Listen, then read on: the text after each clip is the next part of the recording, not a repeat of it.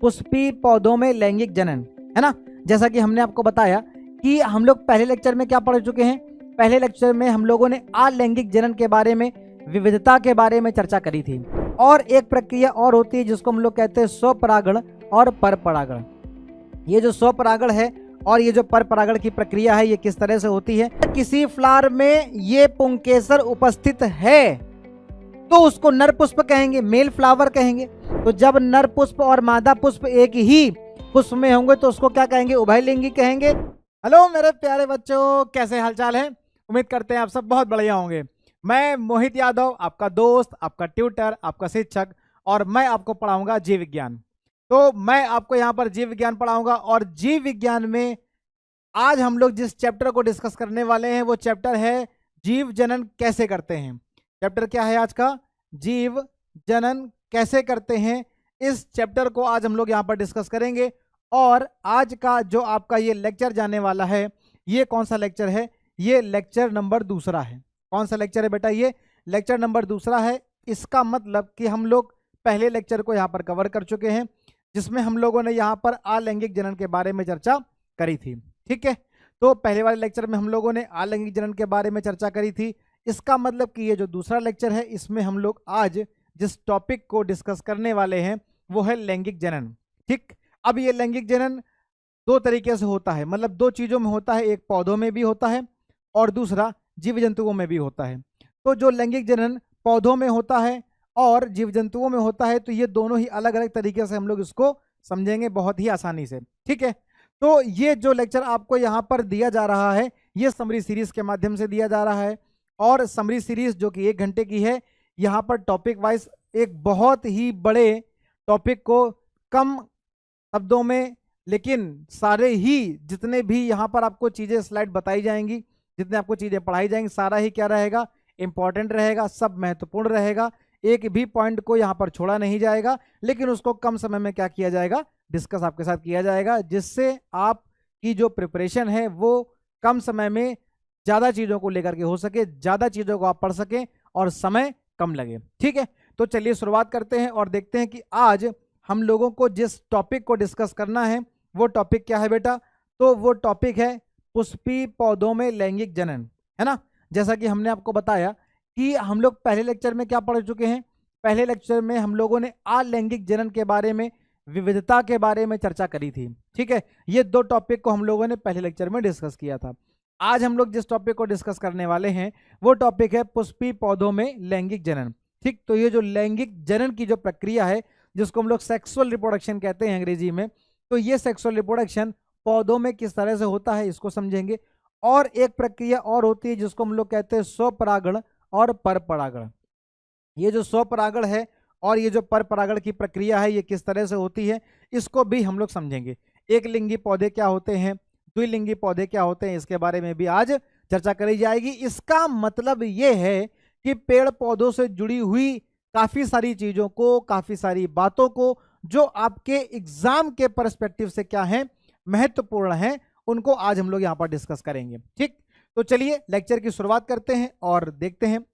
तो जैसा कि यहाँ पर टॉपिक है पुष्पी पौधों में लैंगिक जनन, तो इसमें हम लोगों को सबसे पहले क्या पढ़ना है, इसमें हम लोगों को सबसे पहले देखना है फूल के बारे में, है ना। जैसा कि आपको यहाँ पर चित्र दिखाई दे रहा है जो क्या है, एक बहुत बढ़िया सा सुंदर सा फूल है। इस फूल की यहाँ पर चर्चा करी जाएगी। ठीक, तो पौधे का जो सबसे ही बहुत ही ज्यादा क्या होता है, महत्वपूर्ण भाग होता है, आप लोगों के लिए भी सबसे ज्यादा महत्वपूर्ण होता है ना। ये फूलों का आदान प्रदान बहुत जरूरी होता है। तो ये फूल में कौन कौन से भाग होते हैं, क्या क्या भाग इसमें पाए जाते हैं, इसको हम लोग यहाँ पर डिस्कस करेंगे। फिर उसके बाद देखेंगे कि कौन सा मेल रिप्रोडक्टिव ऑर्गन है और कौन सा फीमेल रिप्रोडक्टिव ऑर्गन होता है एक फूल में, एक फ्लावर में। ठीक है, तो ये जो आप यहाँ पर फूल देख रहे हैं, है ना, इसमें आपको यहाँ पर 4 चीजें ज्यादा बेहतर देखने को मिलेंगी, है ना। कितनी चीजों पर फोकस करना है हम लोगों को, यहाँ पर 4 चीजों में फोकस करना है।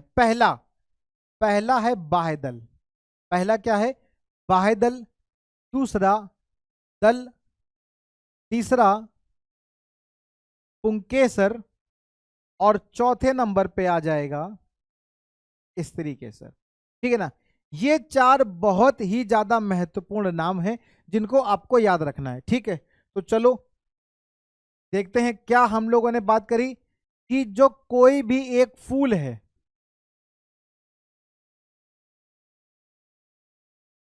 ठीक है, फूल के भाग,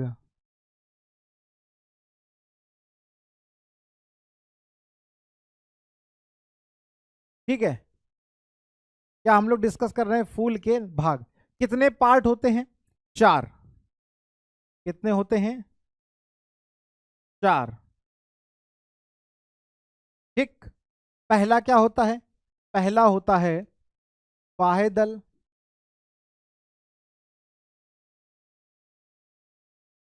ठीक, जिसको हम लोग अंग्रेजी में कहते हैं कैलिक्स। दूसरा है दल, जिसको हम लोग कहते हैं करोला।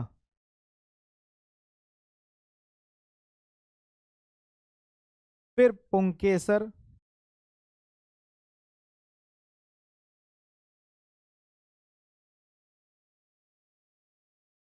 अंग्रेजी में हम लोग उसको एंड्रूसियम के नाम से जानते हैं।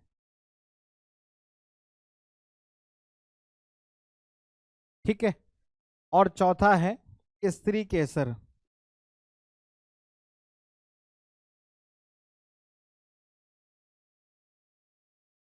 जिसको हम लोग अंग्रेजी में क्या कहते हैं?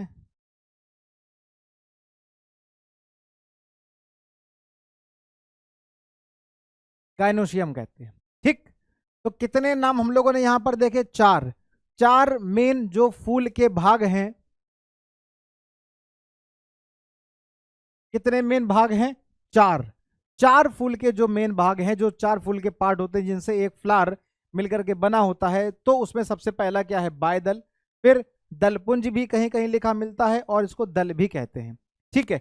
तीसरा हो जाएगा आपका पुंकेसर और चौथा हो जाएगा स्त्री केसर। स्त्री केसर को हम लोग जायांग भी कहते हैं। अंग्रेजी में बात करेंगे तो कैलिक्स, करोला, एंड्रोसियम और गाइनोसियम। ठीक है। ये जो बेटा आप यहाँ पे चार नाम देख रहे हो, तो इन चार नामों में जो दो हैं शुरुआत के, बाह्यदल और दल, है ना, ये पुष्प का बाहरी भाग बनाते हैं। जो सबसे पहला वाला बाह्यदल, ये पहला बाहरी भाग है, और उसके अंदर का जो भीतरी भाग है वो क्या हो जाएगा? दल। अगर हम लोग उसको चित्र के माध्यम से यहां पर देखें तो बाह्यदल यहां पर लिखा हुआ है और बाह्यदल की संरचना आपको कुछ इस प्रकार से देखने को मिल रही है। भाई यहां पर भी, ठीक, तो ये आपका क्या हो गया? ये हो गया बाह्यदल। ये सबसे बाहरी भाग है। क्या है ये? सबसे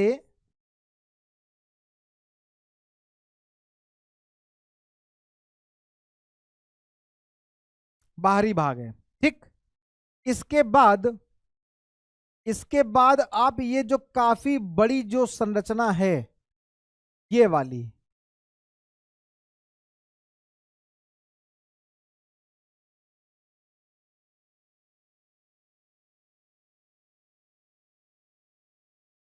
इसको कहते हैं दल। क्या कहते हैं? दल।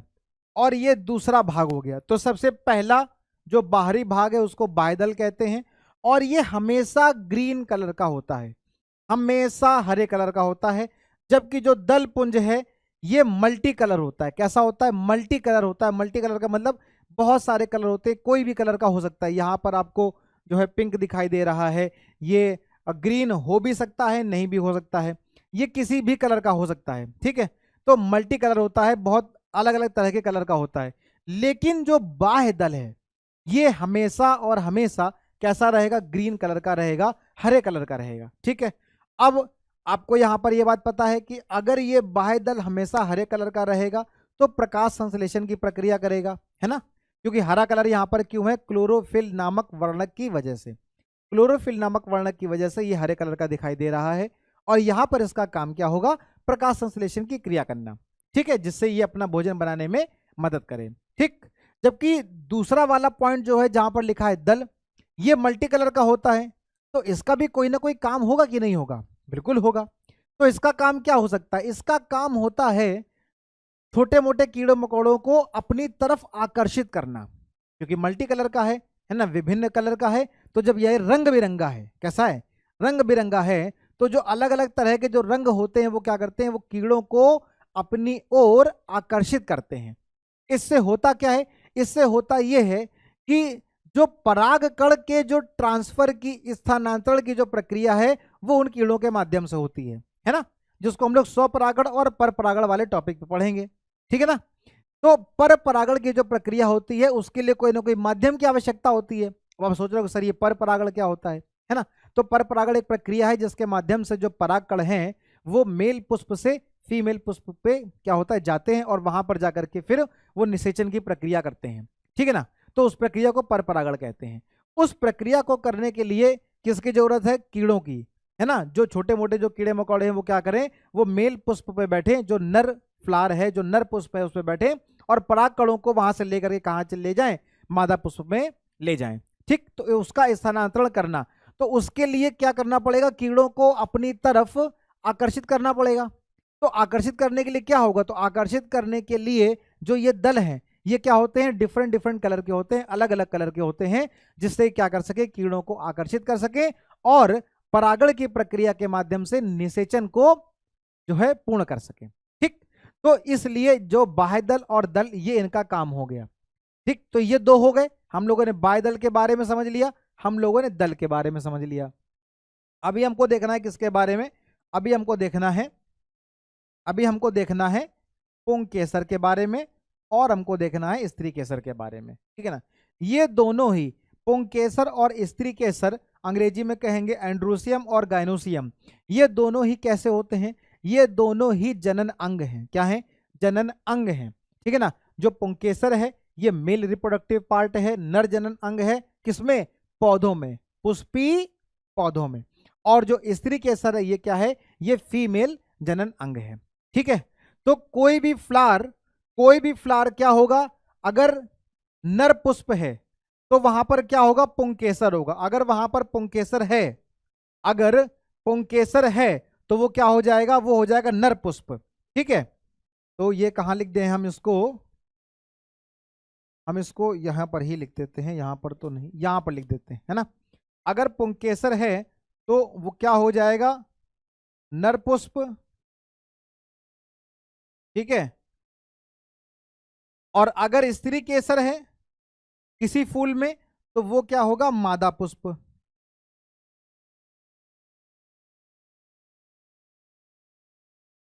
अब आप सोच रहे होगे कि सर अगर किसी फ्लावर में ये पुंकेसर उपस्थित है तो उसको नर पुष्प कहेंगे, मेल फ्लावर कहेंगे।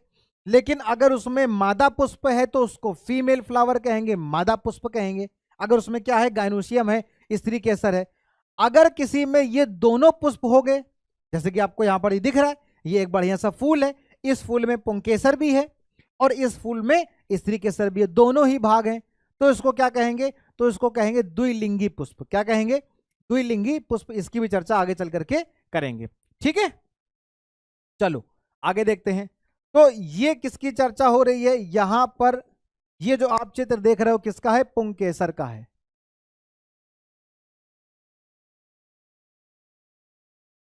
किसका चित्र है ये, पुंकेसर का चित्र है, ठीक है। और ये जो है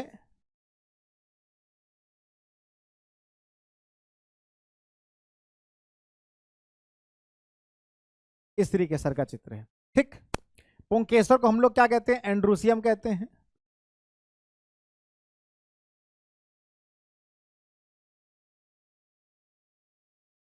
और स्त्री केसर को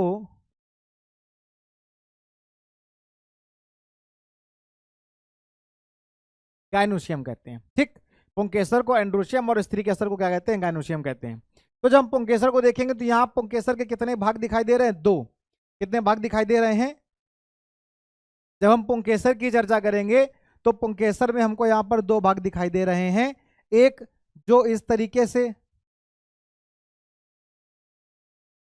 ये वाला भाग है, ठीक है। और दूसरा ये एक पतला सा लेकिन लंबा, पतला लेकिन लंबा भाग है, ठीक है। जिसको हम लोग क्या कहते हैं, जिसको हम लोग फिलामेंट या फिर पुतंतु कहते हैं। क्या कहते हैं? पुतंतु कहते हैं, या फिर इसको हम लोग अंग्रेजी में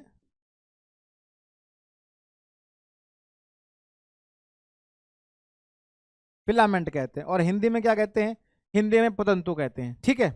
और दूसरा भाग है जिसको हम लोग अंग्रेजी में क्या कहते हैं? एंथर कहते हैं। क्या कहते हैं अंग्रेजी में? इसको एंथर कहते हैं। और हिंदी में क्या कहते हैं? इसको हिंदी में परागकोश कहते हैं। क्या कहते हैं?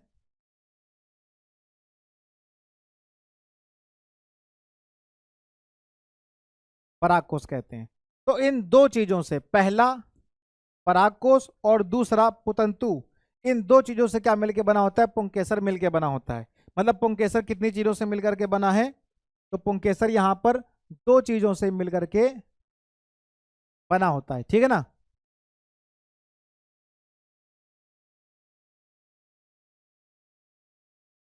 कितनी चीजों से मिलकर बना है? दो चीजों से। पहला क्या हो गया? पहला हो गया परागकोश, ठीक, और दूसरा है पुतंतु। ठीक। तो ये किसका भाग, ये पार्ट हो गया? ये हो गया पुंकेसर का, एंड्रोसियम का। वहीं जब हम बात करते हैं स्त्री केसर की, जो क्या है? जो फीमेल रिप्रोडक्टिव पार्ट है, मादा जनन अंग है। ठीक है ना। पुंकेसर क्या है? नर जनन अंग है। पुंकेसर क्या है? नर जनन अंग है। और स्त्री केसर क्या है?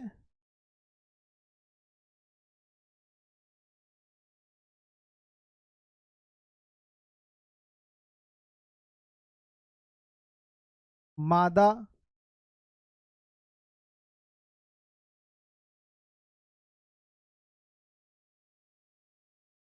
जनन अंग है। ठीक। स्त्री केसर कितनी चीजों से मिलकर के बना होता है? स्त्री केसर तीन भाग से मिलकर के बना होता है। पहला, ये सबसे ऊपर का भाग फूला हुआ थोड़ा सा, ठीक, इसको हम लोग क्या कहते हैं? इसको हम लोग कहते हैं वर्तिकाग्र।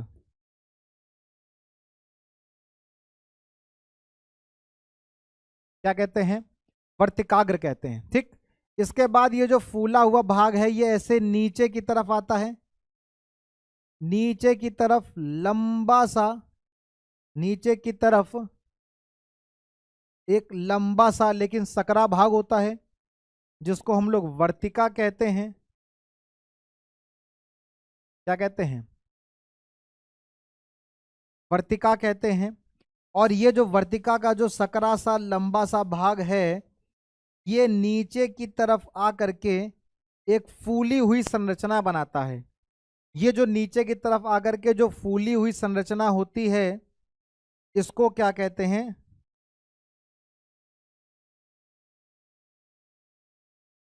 इसको अंडाशय कहते हैं। क्या कहते हैं? अंडाशय कहते हैं। ठीक है। तो स्त्री केसर के कितने भाग हो गए बेटा? तीन। वर्तिकाग्र ऊपर का हिस्सा, वर्तिका बीच का लंबा एवं सकरा, और तीसरा अंडाशय नीचे का फूला हुआ भाग। अंग्रेजी में वर्तिकाग्र को स्टिग्मा, वर्तिका को स्टाइल, और अंडाशय को ओवरी कहते हैं। ठीक है। तो कितने आपको यहां देखने के नाम मिल गए? तीन आपको यहां पर देखने के भाग मिल गए। तो जो स्त्री केसर है वो कितने भाग से मिलकर के बना है? तीन भाग से मिलकर के बना है। कितने भागों से मिलकर के बना है? तीन भागों से मिलकर के बना है। पहला क्या है?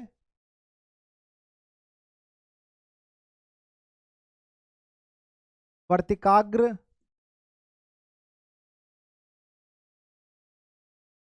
दूसरा वर्तिका,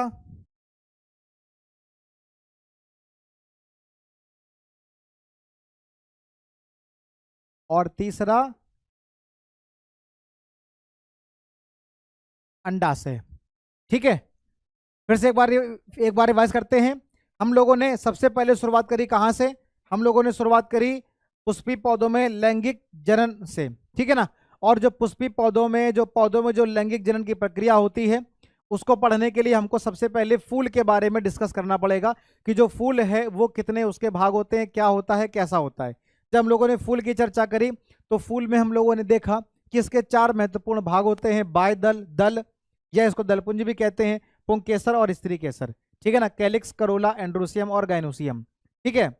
तो ये जो बाह्य दल है ये सबसे बाहरी भाग होता है, हमेशा हरे कलर का होता है। कैसा होता है? हमेशा हरे कलर का होता है। जबकि जो दल है ये विभिन्न रंगों का होता है, मल्टी कलर होता है, ठीक है। जो बाह्य दल है ये हरे कलर का है, इसलिए प्रकाश संश्लेषण की प्रक्रिया को करेगा। जबकि जो दल है वो विभिन्न कलर का है, मल्टी कलर का है, तो ये कीड़ों को अपनी ओर क्या करेगा? आकर्षित करेगा, जिससे कि परागण की प्रक्रिया हो सके, ठीक। जब आगे बढ़ते हैं तो पुंकेसर और स्त्री केसर 2 महत्वपूर्ण भाग होते हैं बेटा फूल के। जो पुंकेसर है वो क्या होता है? नर जनन अंग होता है। पुंकेसर नर जनन अंग होता है और स्त्री केसर मादा जनन अंग होता है, ठीक है। जब पुंकेसर को हम लोग डिटेल से पढ़ेंगे तो देखेंगे पुंकेसर के 2 भाग होते हैं। कितने भाग होते हैं?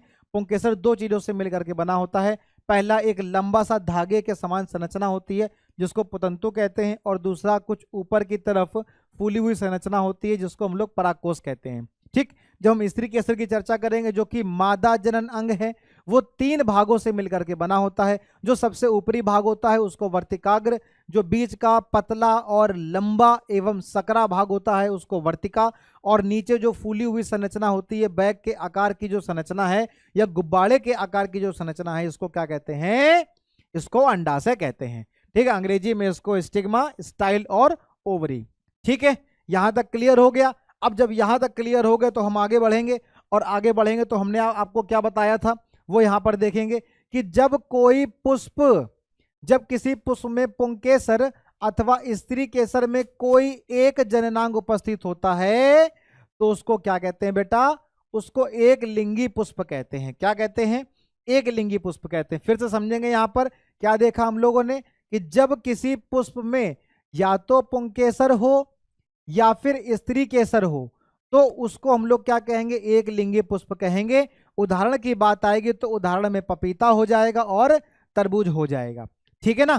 क्या कहेंगे? एक लिंगी पुष्प कहेंगे। जो एक लिंगी पुष्प है अगर इसके पास पुंकेसर है, अगर एक लिंगी पुष्प के पास पुंकेसर है तो वो क्या हो जाएगा? वो नर पुष्प हो जाएगा। क्या हो जाएगा? नर पुष्प हो जाएगा। लेकिन अगर इस एक लिंगी पुष्प के पास स्त्री केसर है तो वो क्या हो जाएगा? वो मादा पुष्प हो जाएगा। क्या हो जाएगा? मादा पुष्प हो जाएगा। तो इसका मतलब जो एक लिंगी पुष्प होता है वो 2 तरह का हो सकता है, या तो वो नर पुष्प हो सकता है, ठीक है, और या फिर वो मादा पुष्प हो सकता है। तो ये हो गई पहली बात। दूसरी बात कि जैसे कि हमने आपको इस चित्र में दिखाया था कि यहाँ पर नर पुष्प भी है, पुंकेसर भी है, और यहाँ पर मादा पुष्प भी है, स्त्री केसर भी है। तो ऐसा पुष्प जिसमें नर पुष्प भी हो और मादा पुष्प भी हो, है ना, नर जो है नर जनन अंग भी हो और मादा जनन अंग भी हो। पुंकेसर क्या क्या है? नर जनन अंग है, और स्त्री केसर क्या है? मादा जनन अंग है। जिस पुष्प में ये दोनों भाग होंगे उसको क्या बोलेंगे? जब किसी पुष्प में पुंकेसर और स्त्री केसर दोनों उपस्थित होते हैं तो उसको हम लोग क्या कहते हैं? उसको हम लोग उभयलिंगी पुष्प कहते हैं बेटा। क्या कहते हैं? उसको हम लोग उभयलिंगी पुष्प कहते हैं। और उदाहरण की बात आएगी तो गुड़हल और सरसों यहाँ पर उदाहरण हो जाएगा, ठीक है। जैसा कि आप यहाँ पे चित्र देख रहे हैं, यहाँ पर किसको दिखाया गया है? यहाँ पर स्त्री केसर को दिखाया गया है। किसको दिखाया गया है बेटा? यहाँ पर स्त्री केसर को दिखाया गया है, ठीक। और ये क्या है? ये पुंकेसर है। ये क्या है?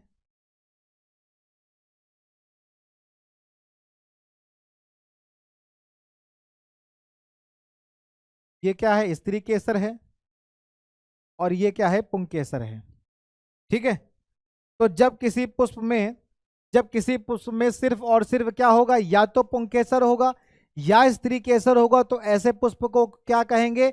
ऐसे पुष्प को एक लिंगी पुष्प कहेंगे, क्योंकि इसमें सिर्फ एक ही पुष्प का लिंग होता है। या तो पुंकेसर होगा मतलब कि नर जनन अंग होगा, या स्त्री केसर होगा मादा जनन अंग होगा। तो इसको क्या बोलेंगे? पुंकेसर बोलेंगे, एक लिंगी पुष्प बोलेंगे। इस एक लिंगी पुष्प के पास अगर पुंकेसर है तो वो नर पुष्प कहलाएगा, और अगर इस एक लिंगी पुष्प के पास स्त्री केसर है तो उसको हम लोग मादा पुष्प कहेंगे। लेकिन अगर कोई ऐसा पुष्प है जिसमें पुंकेसर भी उपस्थित है, उसमें स्त्री केसर भी उपस्थित है, दोनों ही चीजें अगर उपस्थित हैं, तो फिर उसको हम लोग ऐसे पुष्प को क्या कहते हैं? उभयलिंगी पुष्प कहते हैं। क्या कहते हैं? उभयलिंगी पुष्प कहते हैं। उसमें नर पुष्प, नर जनन अंग और मादा जनन अंग दोनों ही एक ही पुष्प में उपस्थित होते हैं। ठीक है, यहां तक क्लियर है? अब जब यहां तक क्लियर है तो हम लोग आगे बढ़ेंगे। अब ये चित्र भी क्या है? ये चित्र अभी आपने देखा किसका भाग है? ये स्त्री केसर वाला है। लेकिन ये इतना बड़ा क्यों बनाया गया है? क्योंकि यहां पर बेटा हम लोग कुछ और भी चीजों की यहां पर चर्चा करेंगे। ठीक है ना? आपको पता है कि ये स्त्री केसर है, और स्त्री केसर के कितने भाग होते हैं? 3 भाग होते हैं। तो ये वाला भाग कौन सा है? जरा बताओ जल्दी से बताओ कमेंट करके, ये वाला भाग कौन सा है? इसको अभी हमने आपको बताया, इसको कहते हैं वर्तिकाग्र। क्या कहते हैं इसको? वर्तिकाग्र कहते हैं। अंग्रेजी में क्या कहते हैं? स्टिग्मा। जो ये लंबा सा पतला लंबा सा सकरा भाग है, इसको क्या कहते हैं? इसको वर्तिका कहते हैं। क्या कहते हैं इसको? इसको वर्तिका कहते हैं, और अंग्रेजी में क्या कहते हैं? स्टाइल कहते हैं। ठीक। अब जब ये नीचे की तरफ आएगा तो ये एक फूली हुई संरचना बना रहा है। इस फूली हुई संरचना को क्या कहते हैं? जल्दी से बोलो।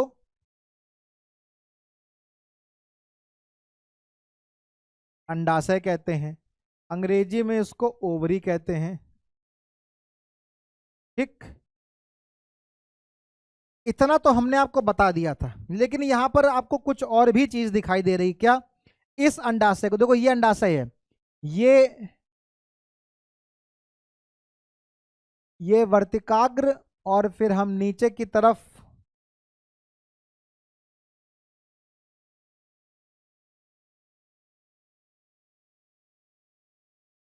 ये वर्तिकाग्र, और फिर हम ये नीचे की तरफ आ गए तो वर्तिका, और फिर हम और नीचे की तरफ आ गए तो ये क्या है? अंडाशय।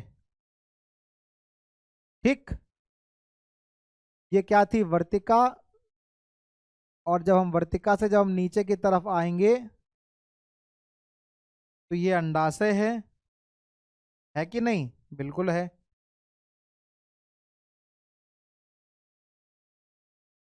ठीक, लेकिन ये तो अंडाशय है, लेकिन अंडाशय के बाद इसके अंदर आपको एक ये संरचना दिख रही है, ये वाली।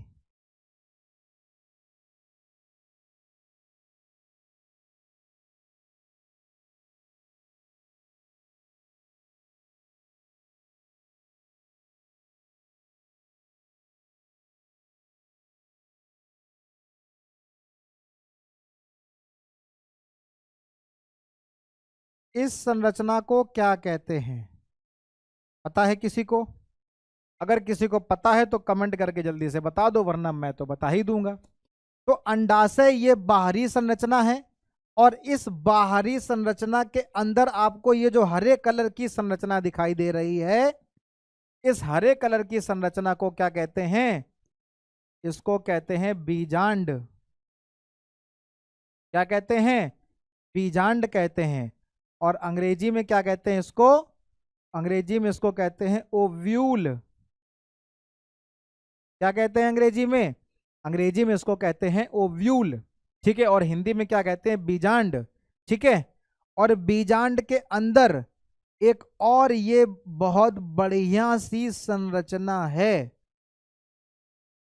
ये जो गोल गोल संरचना दिखाई दे रही है, एक ये संरचना है। ठीक,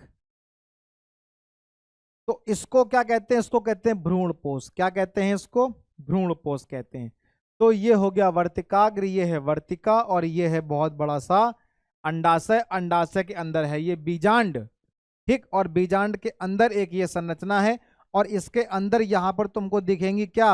बहुत सारी कोशिका। क्या दिखेंगी? बहुत सारी कोशिका, जैसे कि 1, फिर ये 2, फिर ये 3। 3 तरह की कोशिका ये हो गई। एक आपको ये दिख रही है। ठीक, और 3 आपको ये नीचे दिख रही हैं।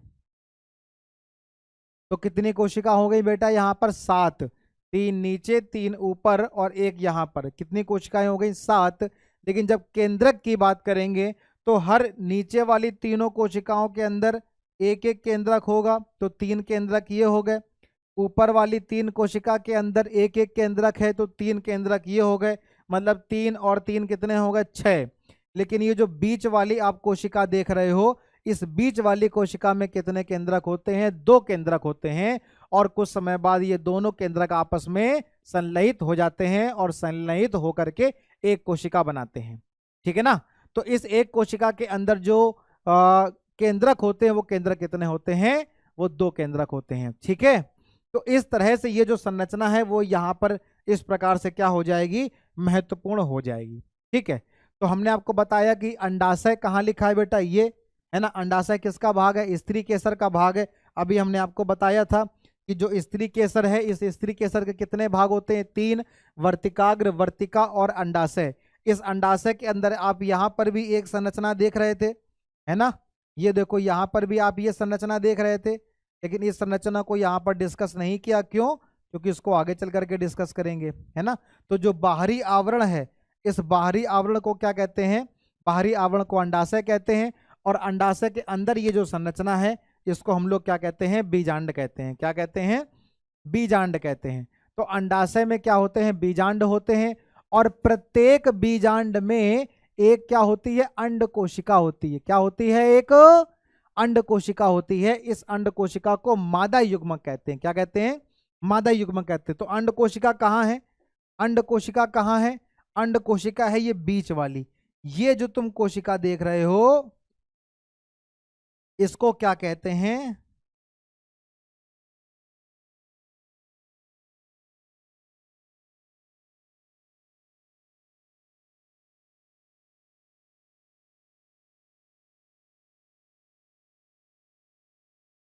अंड कोशिका कहते हैं। अंग्रेजी में एग सेल कहते हैं। क्या कहते हैं? अंग्रेजी में एग सेल कहते हैं, हिंदी में अंड कोशिका कहते हैं। ठीक है, क्लियर है? ये क्लियर है? ठीक, तो अंडाशय में बीजांड होते हैं और बीजांड के अंदर क्या है? अंड कोशिका है। ठीक, परागकण द्वारा उत्पादित जो नर युग्मक है, परागकण के द्वारा उत्पादित जो ये नर युग्मक होता है, ये नर युग्मक अंडाशय की अंड कोशिका के साथ क्या कर जाता है? संलयित कर जाता है।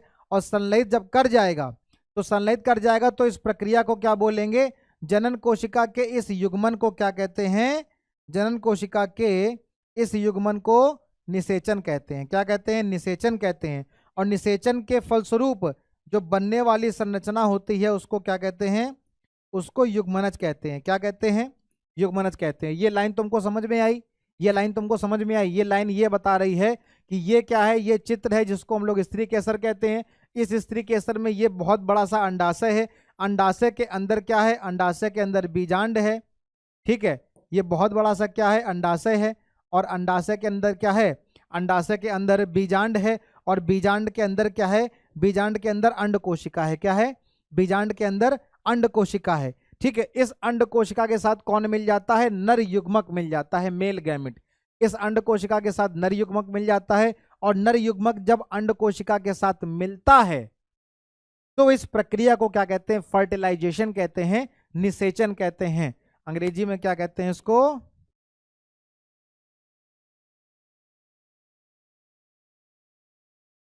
अंग्रेजी में इसको फर्टिलाइजेशन कहते हैं। क्या कहते हैं? फर्टिलाइजेशन कहते हैं। और हिंदी में निषेचन कहते हैं। इस निषेचन की प्रक्रिया के फलस्वरूप जो यहाँ पर द्विगुणित संरचना बनती है, उस द्विगुणित संरचना को युग्मनज कहते हैं। क्या कहते हैं? युग्मनज कहते हैं। ठीक है, ठीक है, चलो। अब ये इस चित्र में आप क्या देख रहे हो? इस चित्र में आपको ये दिखाया जा रहा है किस तरीके से ये नर युग्मक आता है। हमने यहाँ पर आपको क्या बताया कि परागकण के द्वारा, किसके द्वारा? परागकण के द्वारा, है ना। परागकण के द्वारा क्या आता है? नर युग्मक आता है। और नर युग्मक आकर के इस अंड कोशिका के साथ मिल जाता है और मिल करके युग्मनज बनाता है। और इस प्रक्रिया को क्या कहते हैं? निषेचन कहते हैं। ठीक है, लेकिन आखिर ये नर युग्मक आता कैसे है, आखिर ये परागकण के द्वारा नर युग्मक को लाता कौन है ना, किस तरीके से आकर के ये अंड कोशिका के साथ मिलता है, किस तरीके से ये अंड कोशिका के साथ संलयित होता है, ये कैसे पता चलेगा? तो ये पता चलेगा हमको इस चित्र की सहायता से। इस चित्र में भी आप क्या देख रहे हैं, इस चित्र में भी तुमको वही 3 भाग दिखाई दे रहे होंगे। ये वाला भाग क्या है, ये वाला भाग वर्तिकाग्र है, ये वाला भाग क्या है, वर्तिका, और ये वाला भाग क्या है, अंडाशय, है ना। फिर से लिख देता हूं मैं, ये क्या है, बिल्कुल नाम याद हो जाने चाहिए, है ना। आज की क्लास के बाद अगर आप इस क्लास को ले रहे हो तो इस क्लास को लेने के बाद पौधों में लैंगिक जनन इस वाले टॉपिक से एक भी दिक्कत नहीं होनी चाहिए, है ना। सारे नाम आपको जवान में रटे होने चाहिए। तो ये वाला जो ऊपर का भाग है ये वर्तिकाग्र है, ये जो लंबा सा भाग है इसको वर्तिका, और इस वाले भाग को अंडाशय। और अंडाशय के अंदर जो भाग है उसको क्या कहते हैं, बीजांड।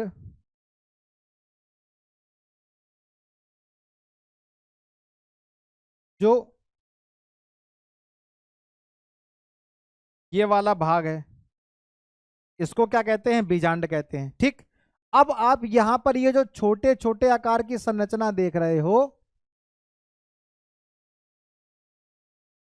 जो पीले कलर के हैं, तो ये पीले कलर के छोटी छोटी सी संरचना क्या है, इसको कहते हैं परागकण।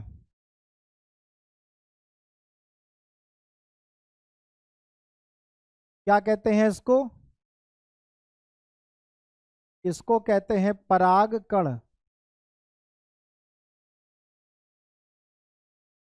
ठीक, परागकण को अंग्रेजी में कहते हैं पॉलन ग्रेन।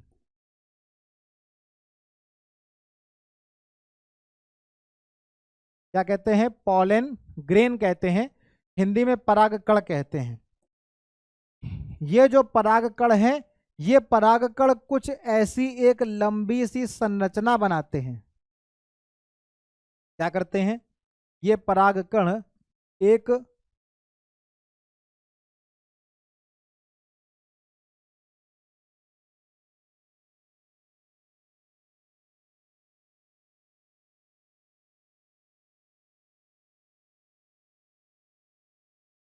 लंबी सी नलिका बनाते हैं और उस नलिका के माध्यम से इस बीजांड के अंदर प्रवेश करते हैं। ये परागकण एक लंबी सी नलिका बनाते हैं और ये नलिका बीजांड के अंदर प्रवेश करती है। इस नलिका को क्या कहते हैं, इस नलिका को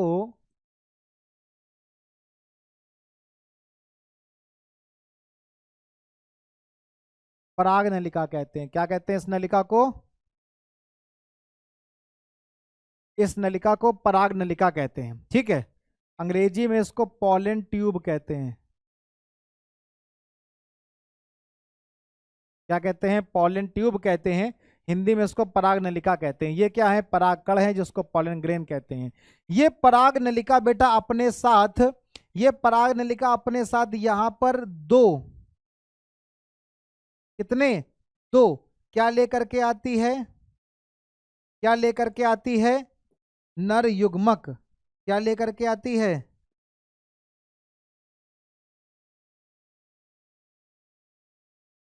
नर युग्मक लेकर के आती है। कौन, ये पराग नलिका। पराग नलिका बन कैसे रही है, इस परागकण के माध्यम से, है ना। इस परागकण के माध्यम से जब ये परागकण कहाँ आ जाते हैं, जब ये परागकण इस वर्तिकाग्र वाले भाग में आ जाते हैं, तो इस वर्तिकाग्र वाले भाग में आकर के यहाँ पर चिपक जाते हैं और चिपकने के पश्चात क्या करते हैं, ये एक लंबी सी नलिका को विकसित करते हैं और ये लंबी सी नलिका जिसको पराग नलिका कहते हैं, ये पराग नलिका क्या करती है, ये अंडाशय के अंदर बीजांड है और इस बीजांड के अंदर क्या करती है, प्रवेश करती है। ठीक है, तो प्रवेश करने से होता क्या है, होता यह है कि इस पराग नलिका के अंदर क्या मिलते हैं, इस पराग नलिका के अंदर होते हैं नर युग्मक। ये नर युग्मक क्या करते हैं, ये नर युग्मक इस बीजांड के अंदर प्रवेश करते हैं, और बीजांड के अंदर जब प्रवेश करते हैं तो ये क्या है, जब बीजांड के अंदर प्रवेश करते हैं तो प्रवेश करने के बाद ये क्या है, इसको बोलते हैं अंड कोशिका। ये क्या है, ये है अंड कोशिका।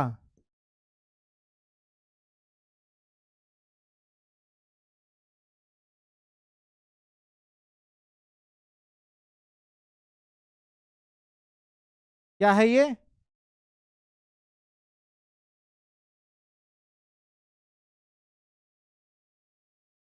अंड कोशिका है। कौन, ये क्या है, ये अंड कोशिका है ना। तो इस अंड कोशिका के साथ ये नर युग्मक क्या करते हैं, मिल जाते हैं, संलयित हो जाते हैं। समझ में आई मेरी बात। ये पूरा चित्र है जिसमें परागकण आया, परागकण ने एक पराग नलिका को डेवलप किया, और ये जब पराग नलिका विकसित हुई तो बीजांड के अंदर गई। बीजांड के अंदर जब गई तो पराग नलिका अपने साथ क्या ला रही थी, नर युग्मक। ये नर युग्मक किसके अंदर प्रवेश करेंगे, बीजांड के अंदर।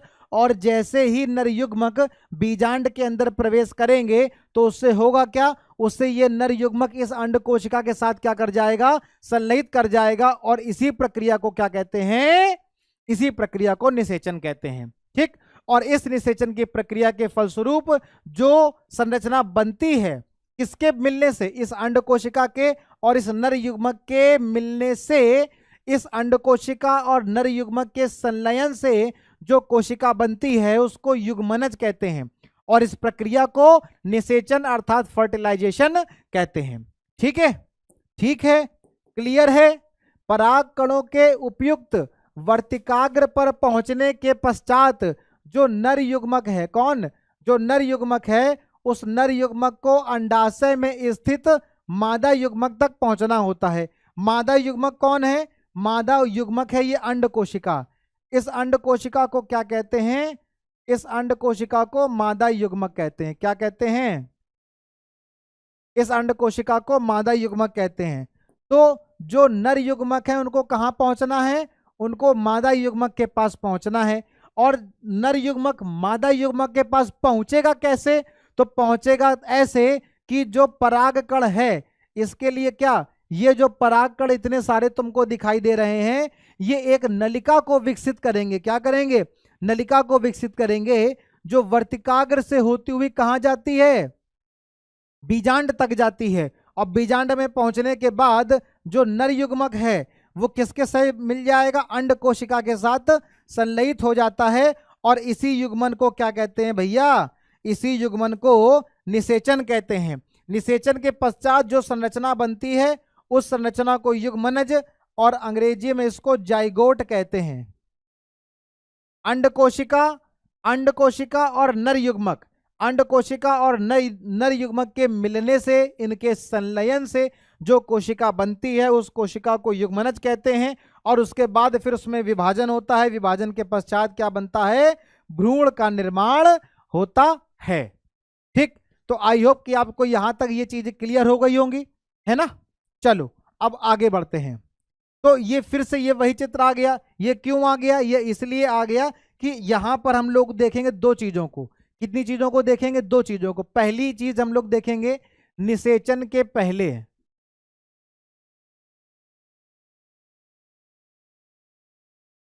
निषेचन के पूर्व।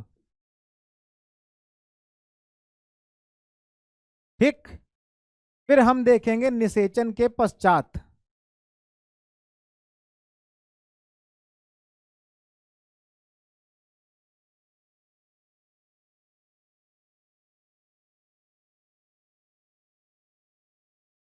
निषेचन के पूर्व और निषेचन के पश्चात इस बीजांड के अंदर जो कोशिका है उसमें क्या परिवर्तन आया। देखो निषेचन के पूर्व, निषेचन के पूर्व अगर हम सारे नामों की चर्चा करें तो पहले एक बार हम लोग सारे नाम देख लेते हैं। ठीक है, कुछ नाम हैं जो कभी नहीं बदलेंगे, जैसे कि ये क्या है, ये है परागकण। ये क्या है? परागकण है। ठीक है। ये क्या है? ये वर्तिकाग्र है। ठीक। ये क्या है?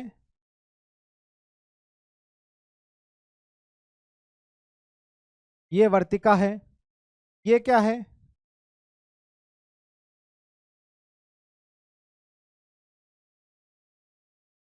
ये अंडाशय है ना?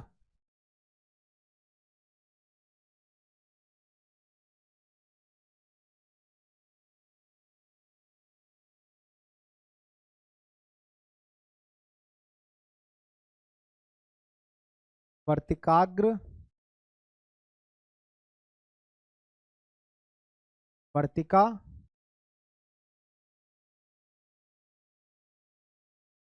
अंडाशय, इनमें कोई परिवर्तन नहीं आएगा। ये जो नाम पहले थे निषेचन के पहले, वही नाम निषेचन के बाद भी रहेंगे। इसमें कोई परिवर्तन नहीं आएगा। ठीक है। जो परागकण है वो परागकण रहेगा। ये क्या है? परागनलिका है।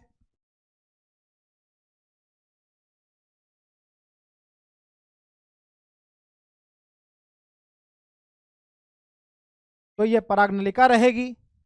ठीक है। ये क्या है? ये बीजांड है।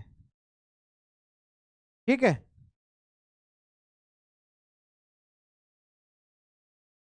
तो ये भी वही रहेगा। ठीक। अब बीजांड के अंदर ये जो संरचना है, जो कोशिका है, ये कोशिका, ये कोशिका और ये कोशिका। ठीक है। इन कोशिका को क्या कहते हैं बेटा? इन कोशिका को क्या कहते हैं? इनको कहते हैं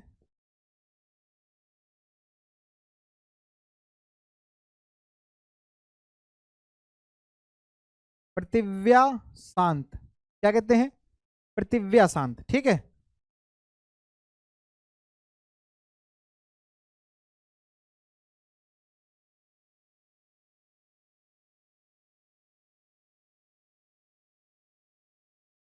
ठीक।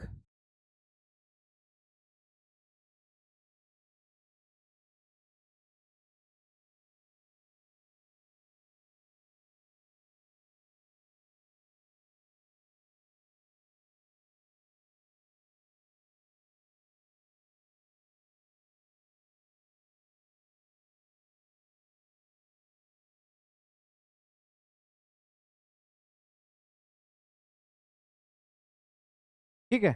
ये कोशिका क्या है? पृथिव्या शांत। जो ये कोशिका देख रहे हो, इसको क्या बोलते हैं?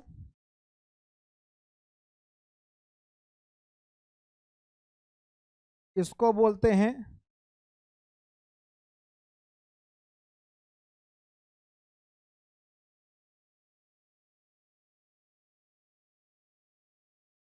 ध्रुवीय कोशिका।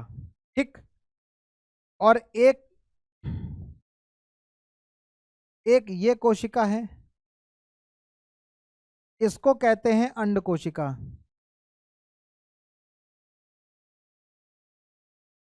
क्या कहते हैं?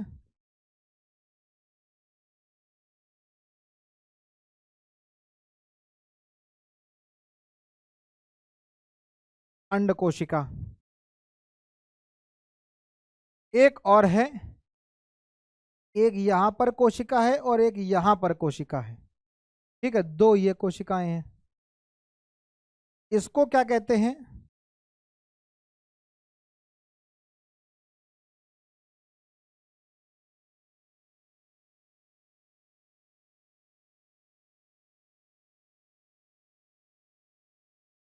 इसको कहते हैं सहाय कोशिका।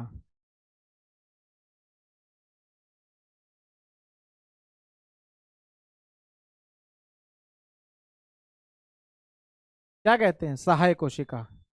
तो ये जो आप चार चीजें देख रहे हैं, पृथिव्या शांत, ध्रुवीय कोशिका, अंड कोशिका और सहाय कोशिका, ये चारों ये चारों किसके भाग हैं? ये चारों बीजांड के अंदर की कोशिकाएं हैं। ये चारों क्या हैं? बीजांड के अंदर पाई जाने वाली कोशिकाएं हैं। ठीक है।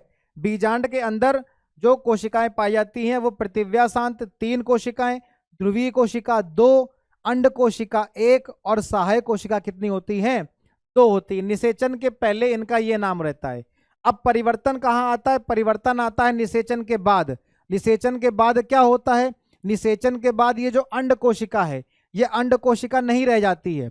निषेचन के पश्चात क्या होता है? निषेचन के पश्चात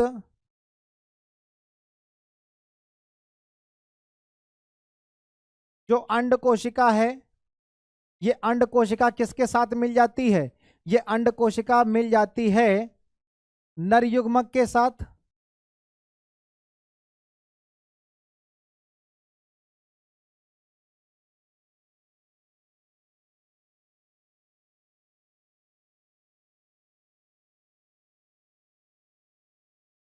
अंड कोशिका के साथ कौन मिल जाता है? नर युग्मक। जब अंड कोशिका के साथ नर युग्मक मिल जाता है तो निषेचन के पश्चात ये अंड कोशिका क्या बना देती है? ये अंड कोशिका बना देती है युग्मनज। क्या बना देती है? युग्मनज। युग्मनज को अंग्रेजी में क्या कहते हैं? जाइगोट कहते हैं। कितने न्यूक्लियस होते हैं इसमें? 2, 2n। ठीक। और ये जो ध्रुवीय कोशिका है, कौन है? जो ध्रुवीय कोशिका है,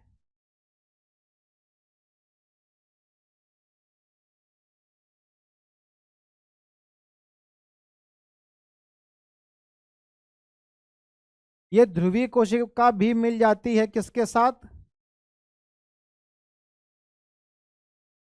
नर युग्मक के साथ।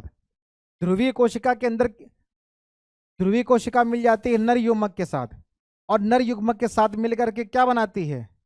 नर युग्मक के साथ मिलकर के क्या बनाती है? 3 न्यूक्लियस की एक संरचना बनाती है जिसको कहते हैं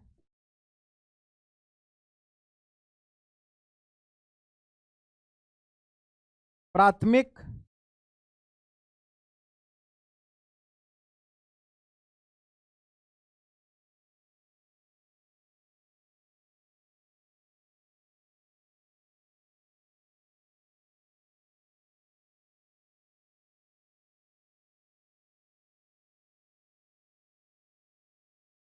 प्राथमिक एंडोस्पर्म कोशिका।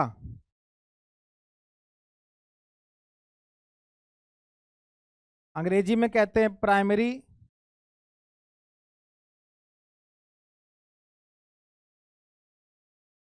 Endosperm cell. ठीक है। क्या बनाती है? प्राथमिक एंडोस्पर्म कोशिका। अंग्रेजी में कहते हैं प्राइमरी एंडोस्पर्म सेल, और इसको शॉर्ट फॉर्म में कहते हैं PEN। ठीक है। तो ये इसमें कितने न्यूक्लियस होते हैं बेटा? इसमें होते हैं 3 न्यूक्लियस। कितने न्यूक्लियस होते हैं? 3। क्यों? क्योंकि एक न्यूक्लियस होता है नर युग्मक में और दो न्यूक्लियस होते हैं ध्रुवीय कोशिका में। ठीक है। 2 न्यूक्लियस होते हैं ध्रुवीय कोशिका में और 1 न्यूक्लियस होता है नर युग्मक में। तो नर युग्मक ध्रुवीय कोशिका के साथ मिलकर के बनाता है प्राइमरी एंडोस्पर्म सेल, प्राथमिक एंडोस्पर्म कोशिका, जिसमें कितने न्यूक्लियस होते हैं? 3 न्यूक्लियस होते हैं। अंड कोशिका में बेटा कितने न्यूक्लियस होते हैं? अंड कोशिका में कितने न्यूक्लियस होते हैं? 1। नर युग्मक में कितने न्यूक्लियस होते हैं? 1। इसलिए जो बनने वाला जाइगोट है उसमें कितने न्यूक्लियस हो जाते हैं बेटा? 2 न्यूक्लियस। और उसको क्या बोलते हैं? युग्मनज। अंग्रेजी में क्या कहते हैं? जाइगोट। तो निषेचन के बाद जो परिवर्तन आता है, निषेचन के बाद जो परिवर्तन आता है वो किस में आता है? एक तो ध्रुवीय कोशिका में आता है, एक तो ध्रुवीय कोशिका में आता है, दूसरा अंड कोशिका में आता है। 2 कोशिकाओं में निषेचन के बाद परिवर्तन आता है। एक ध्रुवीय कोशिका में आता है और एक अंड कोशिका में आता है। जो ध्रुवीय कोशिका है वो बनाती है प्राइमरी एंडोस्पर्म कोशिका, और जो अंड कोशिका है वो निषेचन के पश्चात बनाती है युग्मनज। ठीक है ना। बाकी जो जैसे नाम है वो नाम हमेशा ही वैसे रहेंगे। ठीक है। दूसरी बात, एक तो ये हो गया निषेचन के पश्चात। ठीक है। निषेचन के पश्चात जो अंडाशय है, क्या है? जो ये अंडाशय है वो अंडाशय क्या बनाता है? फूल। निषेचन के पश्चात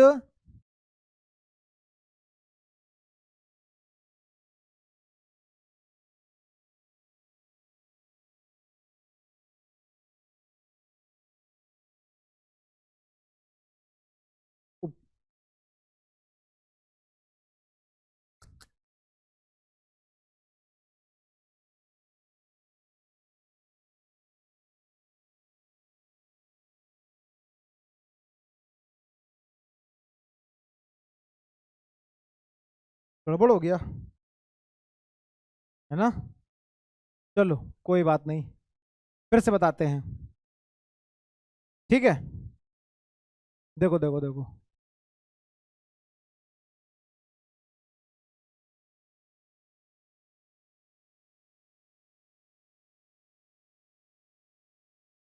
निषेचन के पूर्व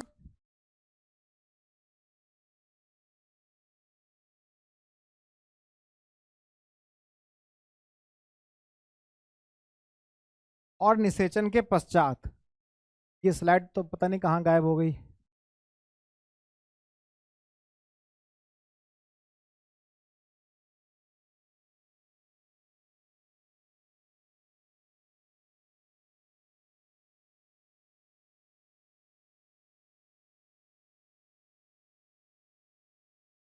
ठीक है, तो निषेचन के पूर्व अगर हम बात करेंगे तो यहां पर एक हो गया अंडाशय,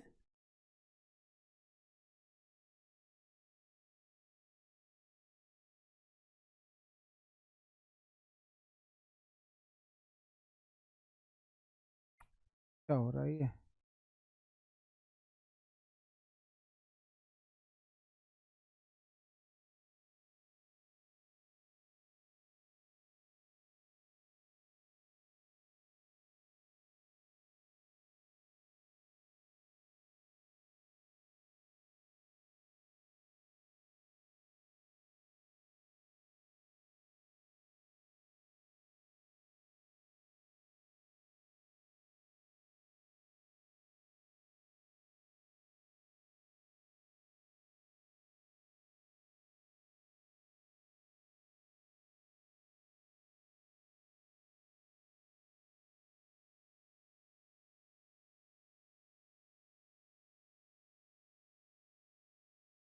ये वर्तिकाग्र, ये वर्तिका, और ये अंडाशय, और ये बीजांड, ये बीजांड। ठीक है, ये जो तीन कोशिका हैं इसको बोलेंगे पृथिव्यासांत। जो ये दो कोशिकाएं हैं इनको बोलेंगे, इनको बोलेंगे ध्रुवीय कोशिका। ठीक, जो एक ये कोशिका है इसको बोलेंगे अंड कोशिका, इसको बोलेंगे अंड कोशिका। और ये जो दो छोटी छोटी कोशिकाएं हैं इसको बोलेंगे क्या? सहायक कोशिका। ठीक है, नाम मैं यहां पर दोबारा लिख देता हूं। ध्रुवीय कोशिका,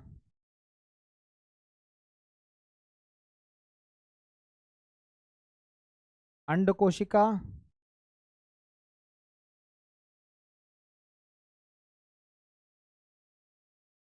सहायक कोशिका। ठीक, तो निषेचन के पश्चात क्या होगा?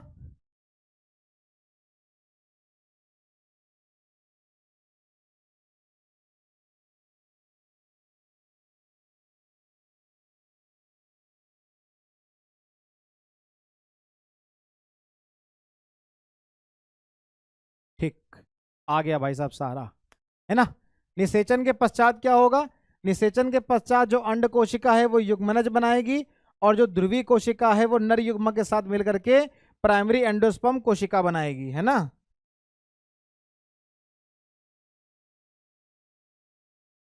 ठीक, क्या बनाएगी? प्राइमरी एंडोस्पर्म कोशिका बनाएगी। ठीक, तो परिवर्तन किस में आया? परिवर्तन आया एक तो अंड कोशिका में, परिवर्तन आया किस में? अंड कोशिका में। जो अंड कोशिका थी वो किस में बदल गई? युग्मनज में। और जो ध्रुवीय कोशिका थी, ये ध्रुवीय कोशिका किस में बदल गई? प्राइमरी एंडोस्पर्म कोशिका में बदल गई। किस में बदल गई? प्राइमरी एंडोस्पर्म कोशिका में बदल गई। ठीक है भाई। ठीक। दूसरी बात कि और निषेचन के बाद क्या परिवर्तन हुआ? निषेचन के बाद परिवर्तन होगा किसमें? अंडाशय में और बीजांड में। निषेचन के पूर्व ये अंडाशय है और निषेचन के पूर्व अंडाशय के अंदर की संरचना बीजांड है। लेकिन निषेचन के पश्चात क्या होगा? निषेचन के पश्चात ये होगा कि जो अंडाशय है, कौन? जो पहली बात हो गई ये, दूसरी बात हो गई ये, और तीसरी बात जो अंडाशय है,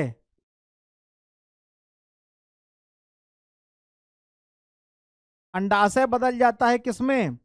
अंडाशय बदल जाता है फल में।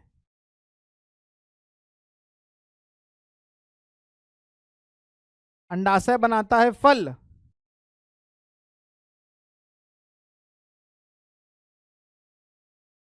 और बीजांड बनाता है बीज। ठीक है। ये बहुत ही ज्यादा क्या है? महत्वपूर्ण लाइन है। ठीक।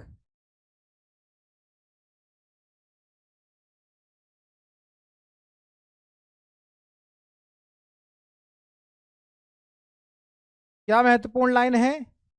कि अंडाशय बनाता है फल, ठीक, और बीजांड बनाता है बीज। कब? निषेचन के पश्चात। पहले अंडाशय है, निषेचन के पश्चात अंडाशय क्या बनाएगा? फल। ठीक। और निषेचन के पहले बीजांड है और निषेचन के पश्चात क्या बन जाएगा? बीज बन जाएगा। ठीक। तो इस प्रकार से यह प्रक्रिया होती है। अब हम जान लेते हैं बेटा स्वपरागण और परपरागण क्या होता है। देखो, जब पराग कणों को पुंकेसर से वर्तिकाग्र तक पहुंचने के लिए, वर्तिकाग्र तक पहुंचना होता है, ठीक है ना। देखो, होता क्या है कि जो पुंकेसर है वो कहां तक पहुंचता है? वर्तिकाग्र तक उसको जाना होता है। अभी हमने यहां पर आपको चित्र में दिखाया। इस चित्र में देखा तुमने, क्या देखा? कि ये क्या है? परागकण है। और इन परागकण को कहां जाना है? वर्तिकाग्र में जाना है। कहां जाना है? वर्तिकाग्र में। क्यों? निषेचन करने के लिए। निषेचन की प्रक्रिया को करने के लिए ये जो परागकण है ये कहां जाते हैं? वर्तिकाग्र में जाते हैं। फिर पराग नलिका का निर्माण करते हैं और फिर उसके बाद जो नर युग्मक है वो अंड कोशिका से मिल जाता है और नर युग्मक अंड कोशिका से मिलकर के क्या बनाता है? युग्मनज बनाता है। इसी प्रक्रिया को क्या कहते हैं? निषेचन कहते हैं। तो निषेचन की प्रक्रिया को करने के लिए जो नर युग्मक है वो किसकी सहायता से? परागकण की सहायता से कहां जाएगा? अंड कोशिका के पास जाएगा। तो अंड कोशिका के पास कैसे जाएगा? जब वो पुंकेसर वर्तिकाग्र के पास जाएगा। और जब पुंकेसर वर्तिकाग्र के पास जाएगा और किस तरीके से जाएगा? कि यदि पराग कणों का यह जो स्थानांतरण है वो उसी पुष्प के वर्तिकाग्र पर होता है, मतलब कि कोई पुष्प कैसा होना चाहिए? स्वपरागण की प्रक्रिया के लिए पुष्प का एक लिंगी होना, पुष्प का उभय लिंगी होना जरूरी है।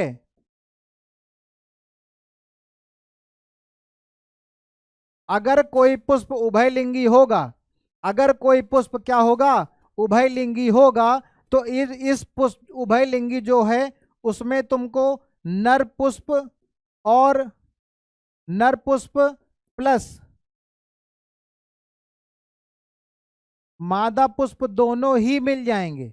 जो उभयलिंगी पुष्प होता है उसमें नर और मादा दोनों ही पुष्प होते हैं। तो जब नर पुष्प और मादा पुष्प एक ही पुष्प में होंगे तो उसको क्या कहेंगे? उभयलिंगी कहेंगे। और जो उभयलिंगी होगा वो क्या कराएगा? वो स्वपरागण की प्रक्रिया कराएगा। क्योंकि जो परागकण है, जो परागकण है उसका स्थानांतरण उसी पुष्प के वर्तिकाग्र पर होता है। लेकिन अगर कोई पुष्प क्या है? अगर कोई पुष्प एक लिंगी है, अगर कोई पुष्प क्या है? अगर कोई पुष्प एक लिंगी है तो एक लिंगी पुष्प में, एक लिंगी पुष्प में कौन सी क्रिया होगी? एक लिंगी पुष्प में हमेशा परपरागण की प्रक्रिया होगी। परपरागण की प्रक्रिया के लिए पुष्प का क्या होना जरूरी है? पुष्प का एक लिंगी होना जरूरी है। परपरागण की प्रक्रिया के लिए पुष्प का एक लिंगी पुष्प होना जरूरी है, उसमें एक ही लिंग हो सकता है, या तो नर पुष्प होगा या फिर वो मादा पुष्प होगा, है ना। एक पुष्प के परागकण किसी दूसरे पुष्प के दूसरे पुष्प पर क्या होते हैं, स्थानांतरित होते हैं, उसे पर परागण कहते हैं। और जब एक पुष्प से दूसरे पुष्प तक परागकणों का जो यह स्थानांतरण है, ये हवा के माध्यम से, जल के माध्यम से, या फिर किसी प्राणी जैसे कि वाहक के द्वारा क्या होता है, संपन्न होता है। तो इस प्रक्रिया को क्या कहते हैं, पर परागण कहते हैं। मतलब यहाँ पर दो प्रक्रिया हैं, एक स्वपरागण और एक परपरागण। स्वपरागण के लिए पुष्प का क्या होना जरूरी है, उभयलिंगी, और पर परागण की प्रक्रिया के लिए पुष्प का क्या होना जरूरी है, एक लिंगी। ठीक है, तो यहां तक तुमको ये चीजें क्लियर हो गई होंगी। अगर अगर एग्जाम में पूछता है परागण और निषेचन में अंतर क्या है, तो आप इस तरीके से यहाँ पर परागण और निषेचन में अंतर बता सकते हैं। ठीक है, इसके अलावा देखो, जो बीजांड है, बीजांड की एक कठोर आवरण विकसित होता है। बीजांड में क्या होता है, एक कठोर आवरण विकसित होता है। और निषेचन के पश्चात, हमने कहा था ना कि इंपॉर्टेंट है, बीजांड जो है वो निषेचन के पश्चात किसमें परिवर्तित हो जाता है, बीज में परिवर्तित हो जाता है। जबकि जो अंडाशय है, अंडाशय तीव्रता से वृद्धि करता है और परिपक्व होकर के क्या बनाता है, फल बनाता है।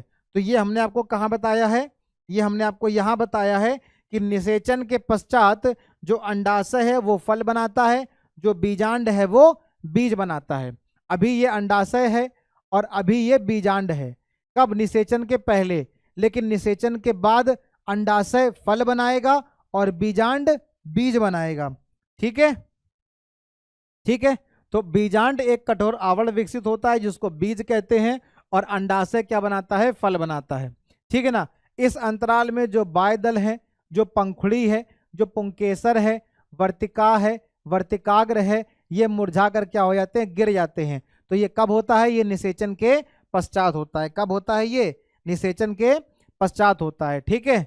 और ये जो बीज बना है, इस बीज से क्या बनता है, इस बीज से पौधे का निर्माण होता है या फिर भ्रूण का निर्माण होता है, जो उपयुक्त परिस्थितियों में क्या होता है, विकसित होकर के नया पौधा बनाता है। और इस प्रक्रिया को क्या कहते हैं, इसको अंकुरण कहते हैं। क्या कहते हैं बेटा, इसको अंकुरण कहते हैं। तो इस तरीके से आप यहां पर चित्र के माध्यम से भी देख पा रहे होंगे। ठीक है, अब बात आती है रिवीजन की। तो बेटा आज हम लोगों ने किस किस चीजों को रिवीजन किया है, जरा फटाफट देखो। आज हम लोगों ने किस किस चीजों को रिवाइज किया है। सबसे पहले हम लोगों ने क्या देखा है, हम लोगों ने फूल के भाग देखे हैं। क्या देखा है, फूल के भाग। फूल के भाग देखने के बाद हम लोगों ने देखा कि नर पुष्प क्या है। ठीक,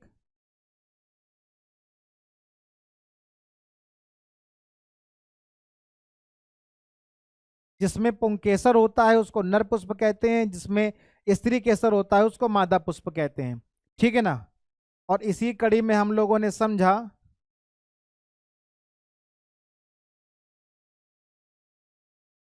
एक लिंगी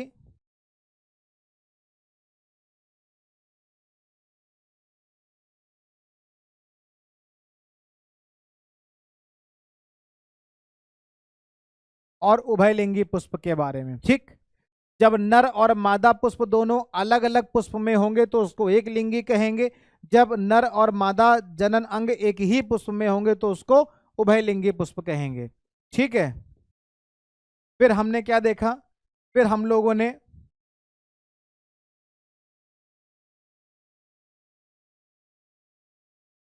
परागकण का स्थानांतरण देखा।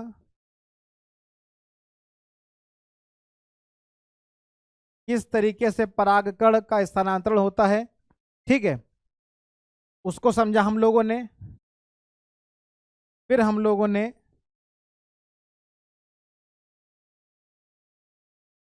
स्वपरागण तथा